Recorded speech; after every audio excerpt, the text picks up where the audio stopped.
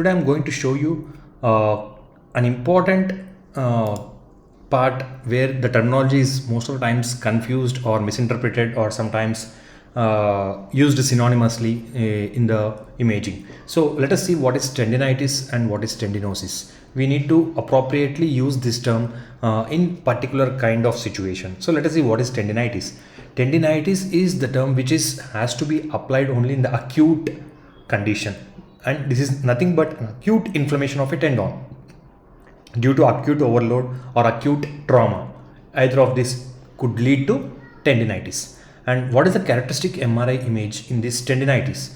Tendinitis, you see an increased signal in the tendon, which might be irregular or hazy or whatever it is, and it will be of equal to the fluid signal. If you see a fluid in the adjacent joint space or adjacent bursa, the hyperintensities seen within the tendon will be as bright as the signal. That is what is the important point which differentiates in tendinitis versus tendinosis. So the fluid or signal changes in the tendon which is as bright as the fluid signal, then it indicates that it is a tendinitis.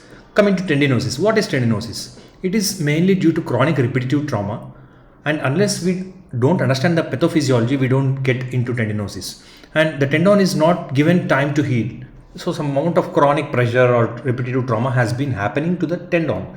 And what that leads to is the collagen tries to form and healing does not complete, and again collagen tries to form and healing does not complete. So there is a fragmented collagen and some amount of mucoid degeneration happens in this chronic change. And this the reason being it's a chronic thing which is happening. We see some mucoid content within the tendon, and also if you see, there will be mild increase in thickness of the tendon because of this abnormal collagen which is formed or abnormal mucoid deposition which is happening. And in MRI, what is the MRI classic feature in tendinosis is increased signal. You will see the increased signal, and it is not as bright as the fluid signal. If you see the fluid signal as bright as the fluid signal, think of tendinitis. And in tendinosis, the fluid is not as bright as the fluid. Keep this point in mind, whether it is a PD sequence or a T2 sequence, you see only increased signal but not of fluid signal on MRI.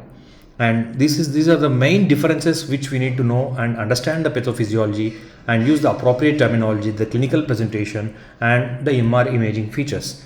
And these are the differences which you can see in tendinitis and tendinosis. Thank you all.